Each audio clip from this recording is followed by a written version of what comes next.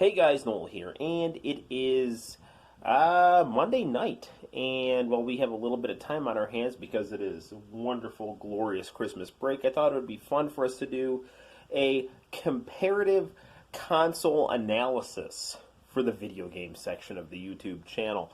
Increasingly, the place on the YouTube channel I go to just unwind and chill. Now, a couple of years ago, we did a video comparing and contrasting the AtGames high-definition Sega Genesis to Nintendo's Super Nintendo Mini, and that was really one of the videos that started to get me increasingly into doing more of these kinds of videos because of all the positive feedback that the videos were getting.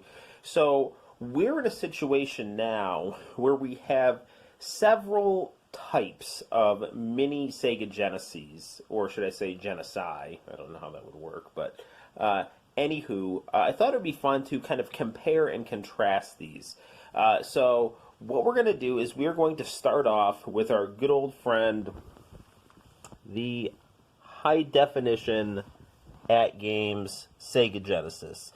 So you can see here that this bears a striking resemblance to the Model 1 Sega Genesis, except it is a bit smaller and much lighter and has the AtGames tag on it.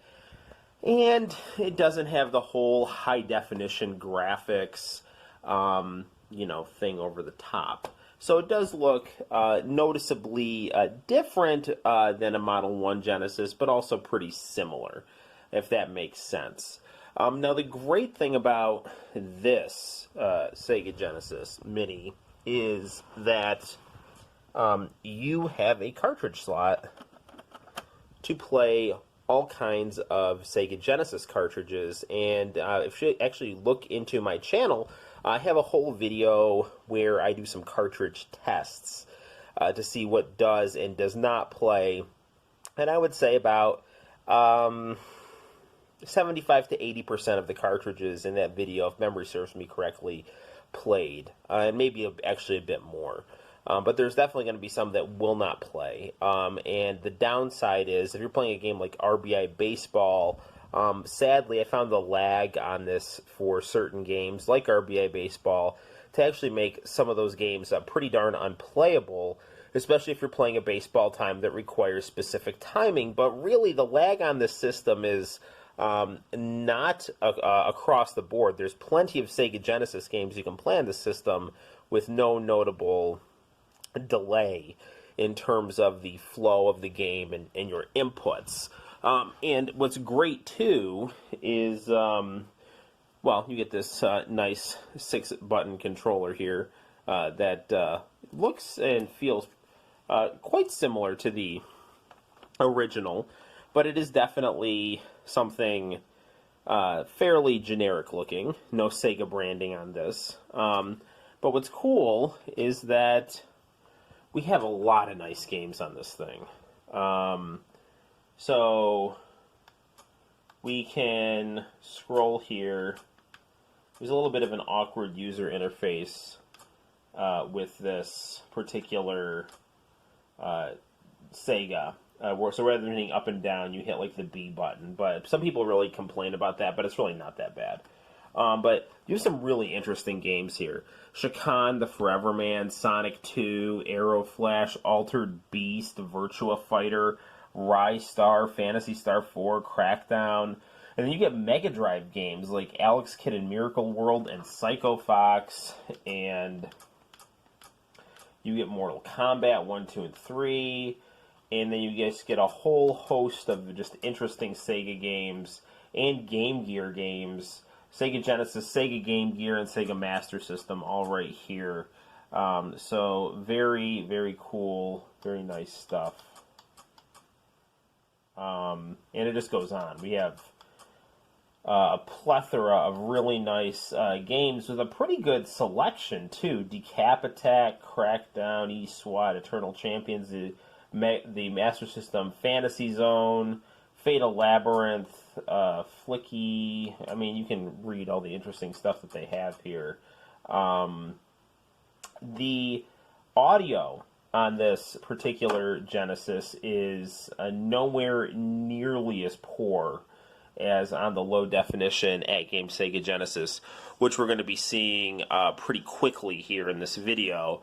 The big caveat that I discovered with this is that if you have a video game with a battery backup, be very careful. And by I mean very careful, I mean you might not want to even pop that thing in the Sega, because my Sonic 3 and my NBA Jam data, I think, was affected in the ripping process, because what this console will do is, rather than be a Sega Genesis on a computer chip, my understanding is this console actually has an emulator that rips the ROM off of the cartridge, downloads it into the system, and then plays the game off the emulator in the system, and that's how this handles cartridge games.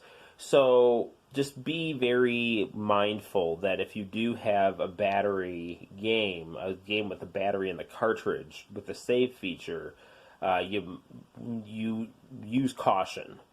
I've had other games with battery features that don't seem affected by this thing, and then others that do, so I just don't know. But I would say, if I'm grading this console here, I would give it an 85. It's very, very good. It's got the random Chinese nonsense games thrown in here to pad out the game selection, but a very large eclectic game selection, panning really three major cartridge consoles of Sega. So very, very good, but definitely some room for improvement compared to the original hardware itself. So right now here, we're going to take a look at the low definition AtGames Sega Genesis. This is a fairly notorious console. We have a review of this on the channel from a few years ago where I speak positively about this system. And I stand by the positive things that I said about this system, but I would also mention that as time has passed, the audio quality, I've become less tolerant of it. It is quite off. The gameplay is not bad on this. There does not seem to be any discernible lag in terms of like breaking the flow of the video game, or your input seems to not be working quite right. I mean, I'm not detecting that. Maybe some other people can find it, but the big problem with this is the music to the Sega games is it sounds very off. It sounds like a awkward remix of the original music that in some cases is a huge step down. So let's take a look. This also comes with a non-branded controller, and the menu screen is easier to use than the high-definition one that we just saw. And again, the big selling point with this is a eclectic variety of games. Phantasy Star 2, 3, and 4. Sonic and Knuckles, which is increasingly, along with Sonic 3, becoming a game that is just increasingly not being re-released by Sega. Sonic Spinball, Sonic 2, random Chinese games, Shining Force 2, Super Thunderblade, Virtua Fighter 2, Vector Man, The Ooze. These are these silly Chinese games that every once in a while you can find something fun in here. Mortal Kombat 1, 2, and 3. And then you have your Alex Kidd, Altered Beast, Arrow Flash, all that nice stuff. Let's take a look at Arrow Flash here. And already, just from that menu, it is got a very pitchy sound to it.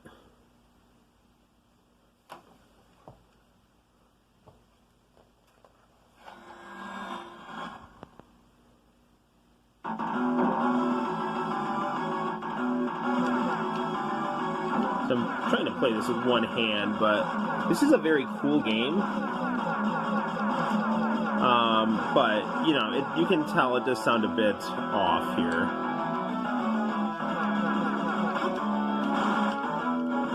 And if we reset this here, there's going to be, it'll be even more noticeable with a game like Sonic and Knuckles here.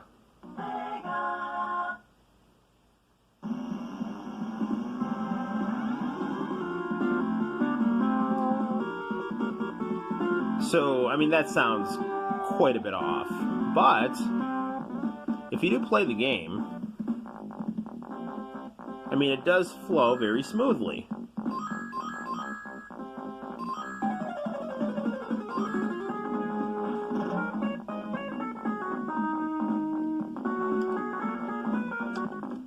And, if you want to pop a cartridge in here, you can. And I've really not had any cartridge that has not played on this. Even cartridges that are not official.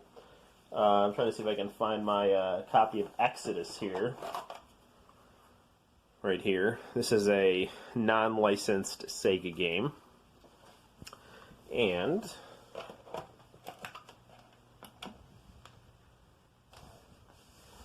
see, it's just starts up just fine.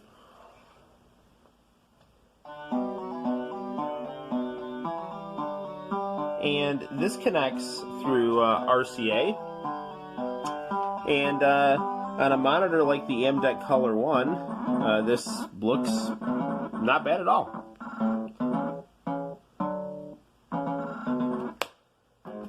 Now, there's that. Now, if you've been paying attention to YouTube recently, you'll notice that there have been new, highly regarded, non-AtGames Segas made, and people are, you know, trying to say that, you know, these AtGames Segas are just an abomination. And compared to what I'm going to show you, the quality of gameplay on the AtGames Segas is definitely worse than these right here. So we have, let's start off with the Sega Genesis Mini. This here looks identical to a Model 1 Sega Genesis, but it can more or less fit in the palm of your hand. Cartridge slot is for aesthetic purposes only. High definition connection. And this version comes with a 3-button controller, which is darn near indistinguishable from the actual Sega Model 1 controller that I have. And here is my Sega Model 1, which actually recently just got working again. So I'm super happy to have this up and running. Now, we have the Sega Mini set in its Japanese mode. And what's cool about these minis is that you can swap the language options to Japanese, and you gain access to the Mega Drive versions of these games, and there are different choices here.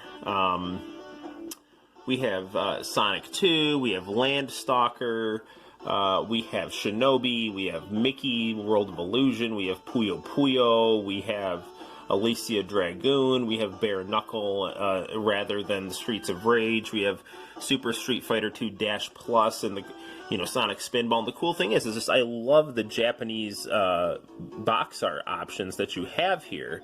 So very, very cool. Now the funny thing is that I have my American Sega Genesis Mini set to Japanese, and I have my Sega Mega Drive, which we'll look at in a second, set to English, because there's more Japanese games on the Mega Drive that will keep their Japanese box art because they're Japan exclusive.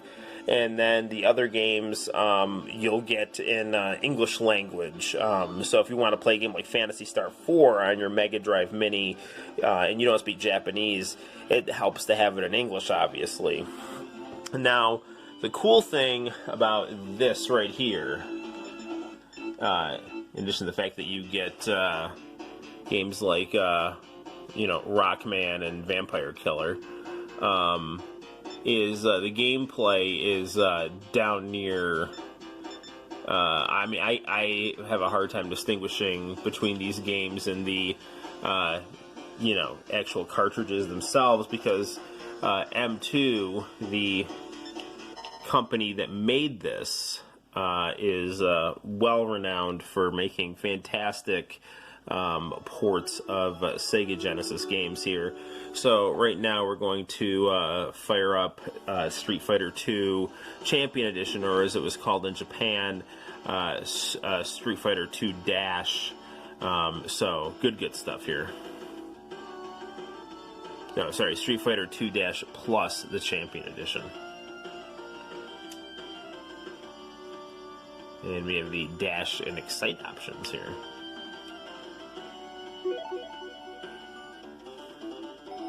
And we can go choose Mike Bison.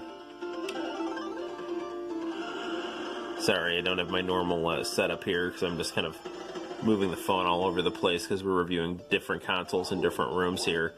But you can see here, playing this with one hand. But the music sounds just the way it's supposed to sound. Very beautiful, nice graphics here. See if I can beat her with one hand.